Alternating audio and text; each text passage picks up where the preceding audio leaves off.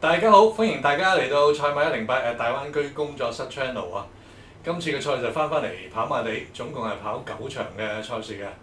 其實去到季尾階段啦，嗰啲馬匹啦，嗰啲體力都用得七七八八，經常咧嗰啲賽果都會有啲真係意料不及嘅事情出現嘅。咁希望今次我哋嘅介紹嘅推薦會成績好啲啦。我就揀咗第一場，呢一場咧就第4班1200米嘅賽事。首先咧就揀1號寶駿，咁呢啲側身分子照計體力咧就唔擔心嘅，因為佢係4歲馬。其實咧計埋上一場咧，佢都係跑4場嘅啫，加埋今次個休息期都夠，即係有4個禮拜。咁同埋咧呢匹馬第3次上陣嘅時候咧，就已經嗰場加咗個配備面箍咧，佢就能夠可以一放到底贏場田草1200啦。咁跟住咧再轉跑一場谷草嘅1200米。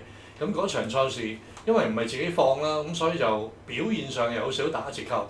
但係其實計埋咧，佢去到直路要靠近嗰個內欄個路段，唔係咁理想嘅場地去追，但係翻到嚟都咁接近嘅表現咧，呢一匹寶駿咧，其實今次睇翻環顧同場對手，就已經都冇上次嗰組咧咁強啦，所以我覺得咧寶駿都有保中嘅機會嘅。咁另外咧，仲有嗰匹4號嘅安都啦，呢一匹就自購馬嚟嘅。其實佢第一場已經係有表現㗎啦，嗰場咧追翻上嚟，可以追近嗰啲同場和順啊、晨曦麗人啊，根本嗰場嘅田草1200米嗰時仲喺3班跑喎，都顯示呢匹安都有啲能力啦。但係點知咧，第2場嘅賽事佢就遇到咧個墮馬意外，跟住佢自己亦都大力勒避。好多時候咧，啲馬匹咧喺陣上遇到呢啲碰撞啊，或者墮馬或者勒避嘅事故咧，其實之後幾場咧都會受到影響。事實上呢匹馬就真係咁樣喎。到後來咧又減分啦，結果咧落到嚟4班又開始有翻啲表現啦。其實大前仗咧佢就跑呢個谷草1200米嗰場莫亞跑，其實咧追翻上嚟咧都追得幾好，可惜咧就喺一啲關鍵位嘅時候咧就受咗，否則咧佢都會再追得更接近。咁同埋咧睇翻嗰場嘅時間咧，係快過咧之前嘅同組嘅賽事，即係同班嘅賽事嘅組別。咁所以嗰場嘅安都咧嗰個時間都做得唔錯。而今次咧排咗3檔咧，照計咧就唔使話好似近1、2場咁樣咧拖得咁後跑咧，因為佢跑近嗰場咧，即係頭先我講馬跑嗰場咧，根本隻馬就可以跟翻前少少跑嘅。咁所以安都咧呢一場咧都有機會同嗰匹寶駿咧去爭下嘅。跟住再揀多匹咧就係7號嘅新力啦。呢匹馬咧，其實佢喺前一仗咧就同寶駿嗰場同場嘅，咁而佢嘅名次就好啲添，跑第3。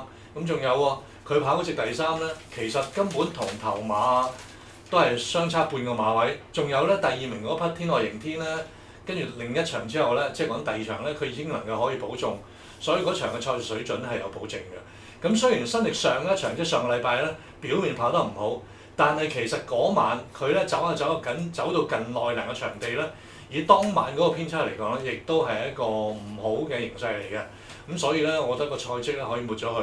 今次用翻個熟手啲嘅楊明倫，因為呢個咧都係人馬配鬥嚟㗎，所以咧新力如果跑得翻前一仗嗰場嘅水準咧，喺呢度咧都有權在望嘅。所以第一場嘅賽事咧，我就簡單揀3匹馬嘅啫，分別有1號寶駿，跟住4號嘅安都同埋7號新力啊。希望今次嘅成績理想啲。另外仲有喎，近排咧真係旺到不得了嘅祖馬龍咧，當然要繼續請佢做聲演嘅嘉賓啦。嗱，有請祖馬龍。歡迎大家再次收聽賽馬108，又係我祖馬龍啊！如果上一集節目有留意祖馬龍推介嘅話咧，提供咗一冷一熱嘅組合，包括東方飛影同埋呢隻北海道，就叫大家買少少對碰 win。雖則就最後開出咗隻賠率比較乏味嘅東方飛影，不過都叫有3倍啊！咁喺而家呢個通脹嘅時候，3餸飯都話加價，中呢少少，都叫做可以繼續去維持下生活，繼續食到3餸飯啦。咁如果有啲讀者朋友，甚至乎觀眾有睇祖馬龍喺頭條日報嘅推介嘅話咧，當日係推介咗頭場嘅全程路通，最後都幾好分啊！阿妹騎都有7點幾倍。咁啊，唔好睇少呢個過關嘅威力啊！如果個買法係全程路通過關落去東方飛影，咁其實都20倍開外啊！所以真係唔好睇少過關嘅威力。咁啊，今次谷草嘅賽事一如既往啦，都係亂局。咁啊，祖馬龍睇到有一匹就比較穩陣少少嘅馬，就揀嚟第7場安康萬里。咁啊，呢隻馬其實係踏入咗呢個歲數都大熟大勇噶啦。上場就以一個較為冇咁嘅優勢嘅留後跑法，咁就輸咗畀沿途一步不蝕嘅飲杯。咁啊，所以表現唔失禮嘅。而前一場嗰個第2就輸畀祖馬龍經常大力品蹄嘅翠紅。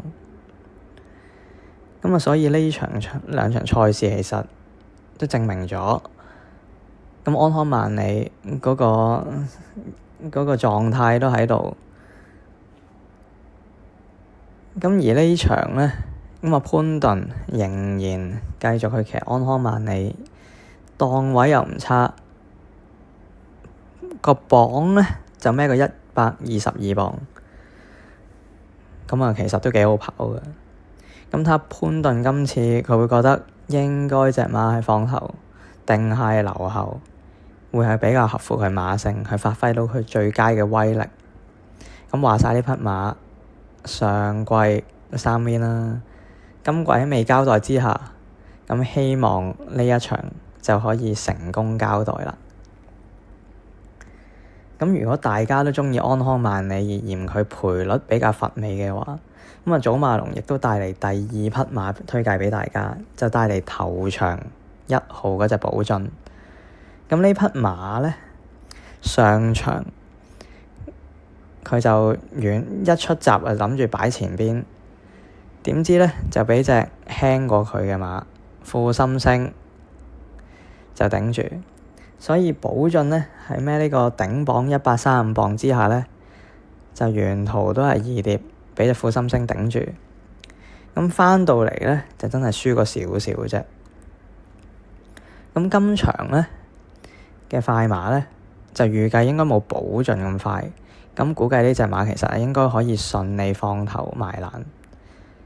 咁如果賺到些少呢個場地嘅優勢嘅話呢，咁我相信呢隻寶駿嘅成功交代嘅機會都好高。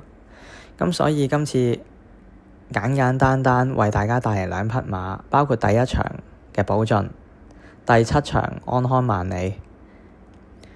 咁啊，睇下會唔會以一個獨贏過關嘅玩法嚟去成功，可以同各位繼續一齊贏錢啦。咁就先將呢個時間交畀張明先啦。祖馬龍呢就介紹第1場1號寶駿，同埋第7場5號安康萬里嘅嚇。咁佢近排真係非常之咁旺啊！睇下會唔會呢2匹都畀佢中晒啦。咁頭場寶駿頭先我嘅心水呢都有嘅。另外呢，亦都同大家講下，大家見到個屏幕嘅右上角呢，就係一個嘅 WhatsApp 嘅電話。呢一個呢，就係一個關於付費會員嘅資訊嚟嘅。咁如果大家有興趣了解多啲付費會員嘅資訊嘅話，大家就可以 WhatsApp 到呢一個電話，我哋就有專人回答大家噶啦。咁另外呢，如果大家鍾意呢一個 channel 嘅話呢，亦都除咗撳訂閱掣之餘啦，亦都歡迎大家 share 出去啦，亦都歡迎大家呢俾 like 啦嚇，最重要俾 like 啊！亦都歡迎大家喺評論區嗰度留言嘅。今次嘅心水同埋節目嚟到呢度咯喎，多謝大家收睇嘅，下次再見啦〜